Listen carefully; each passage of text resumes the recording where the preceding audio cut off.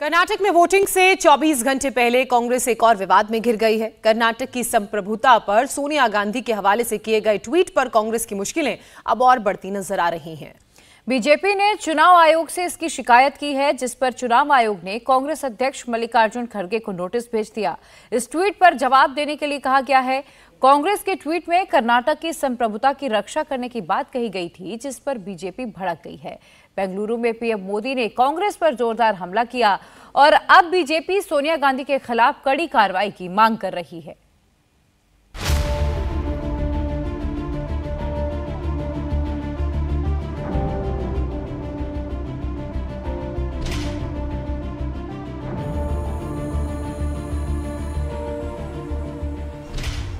कर्नाटक में प्रचार का शोर तो थम गया है, लेकिन विवादों का शोर अभी नहीं थमा। पहले मुस्लिम आरक्षण, उसके बाद बजरंग दल और अब सोनिया गांधी का बयान। कांग्रेस के लिए मुश्किलें कम नहीं हो रही हैं। ताजा मामले में कर्नाटक की संप्रभुता पर सोनिया गांधी के हवाले से किए गए ट्वीट पर कांग्रेस फिर फंस गई है। चुनाव आयोग ने मल्लिकार्जुन खड़गे को नोटिस भेजकर जवाब मांगा। सोनिया गांधी की हुबली वाली रैली की फोटो को कांग्रेस ने ट्विटर हैंडल से जारी किया। इस ट्वीट में कर्नाटक के लिए संप्रभुता और अखंडता शब्द का इस्तेमाल किया गया।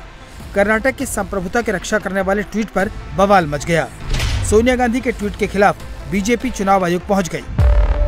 बीजेपी ने चुनाव आयोग से मांग की है कि सोनिया गांधी के खिलाफ कार्रवाई की जाए। कर्नाटक के लिए संप्रभुता शब्द का इस्तेमाल करने के लिए कांग्रेस पार्टी की मान्यता रद्द की जाए। चुनाव आयोग से ये मांग की है कि जिस तरह कांग्रेस तुष्टीकरण की राजनीति करते हुए श्रीमती सोनिया गांधी जी ने अपने ट्विटर हैंडल से, पार्टी के ट्विटर हैंडल से जो शब्द राष्ट्र की एकता अखंडता के लिए इस्तेमाल होता है, संप्रभुता जो एक बहुत महत्वपूर्ण शब्द है, उसका प्रयोग कर्नाटक के लिए करके उन्होंने देश के संविधान का अपमान किया है, संविधान की आत्मा का अपमान किया है, लोकतंत्र का अपमान किया है। उन्हें सार्वजनिक माफी मांगनी चाहिए और इन पर कठोर सजा चुनाव आयोग जो है वो इनकी रजिस्ट्रेशन जो है उसको रिवोक करे। बीजेपी की शिकायत पर चुनाव आयोग ने कांग्रेस को जो नोटिस जारी किया है, उसमें लिखा है कि आपसे सोशल मीडिया पोस्ट के संबंध में स्पष्टीकरण देने और सुधार के उपाय करने का अनुरोध किया जाता है। बेंगलुरु की रैली में मोदी ने इसे कांग्रेस की टुकड़े टुकड़े करने वाली मानसिकता कहा था। कर्नाटका को भारत से अलग करने की वकालत कर रही है।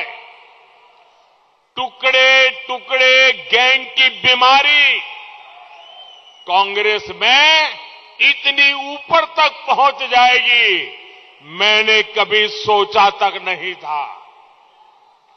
कांग्रेस भारत के स्वतंत्रता संग्राम में योगदान देने वाले लाखों कन्नड़ा स्वतंत्रता सेनानियों का अपमान कर रही है। कांग्रेस करोड़ों कन्नडिगा की देशभक्ति का अपमान कर रही है। प्रचार के आखिरी दिन बीजेपी चुनाव आयोग तो पहुंची ही बीजेपी के सीनियर नेताओं ने इसकी निंदा भी की। जो संप्रभुता की बात है, वो भी सांसद रही हैं और हैं अभी भी, और खड़गे साहब भी सांसद रहे हैं। हम क्या शपथ लेते हैं कि हम we owe our allegiance to the constitution of India and we shall uphold the integrity and sovereignty and integrity of the country, ये कहते हैं हम।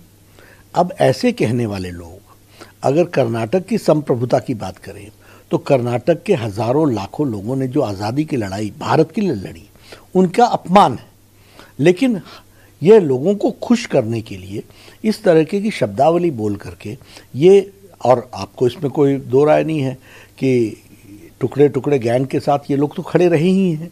तो भारत के जो बोलते हो कि भारत के होंगे टुकड़े टुकड़े इंशाल्लाह इंशाल्लाह, ऐसे लोगों के साथ जो खड़े होते हों उनके मुंह से इसी तरीके की वाणी निकलती है।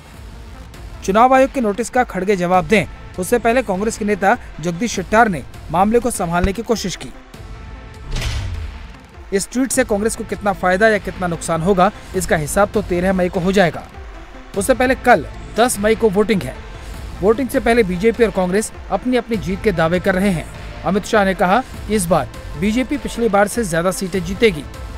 कर्नाटक के सभी क्षेत्रों में मेरा दौरा हुआ है, चाहे वो उत्तर कर्नाटक हो, मतलब कित्तूर कर्नाटक हो, कल्याण कर्नाटक हो, मैसूर मांड्या रीजन हो, हासन हो या बेंगलुरु हो। सभी क्षेत्रों में भारतीय जनता पार्टी के प्रति रुझान, उत्साह और समर्थन गत चुनाव की सापेक्ष में बहुत बड़ा है। एक बहुत बड़ा उत्साह डबल इंजन की सरकार बनाने के लिए वहाँ दिखाई पड़ता है। मोदी जी की लोकप्रियता अमाप और अपार है और ये सीधी वोट में कन्वर्ट हो रही है। ये स्पष्ट रूप से दिखाई पड़ता है कि हम पूर्ण बहुमत के साथ भारतीय जनता पार्टी वहाँ सरकार बनाएगी। प्रचार के आखिरी घंटे में विजयनगरम की गलियों में वोट मांगने पहुंची प्रियंका वाड्रा ने कहा कि 40% कट वाली सरकार का सफाया होगा। They want an end to corruption. This government has made itself known only by the epithet 40% Sarkara. That is not something a government should be known for. Voting में 24 घंटे बचे हैं। कर्नाटक में कांग्रेस के वादे चलेंगे या फिर बीजेपी का विकास? कर्नाटक की जनता के मन में क्या है? 13 मई को रिजल्ट आ जाएगा। इंडिया टीवी हर वक्त हर जगह डाउनलोड करने के लिए सर्च करें India TV news Google play store या ऐप स्टोर पर।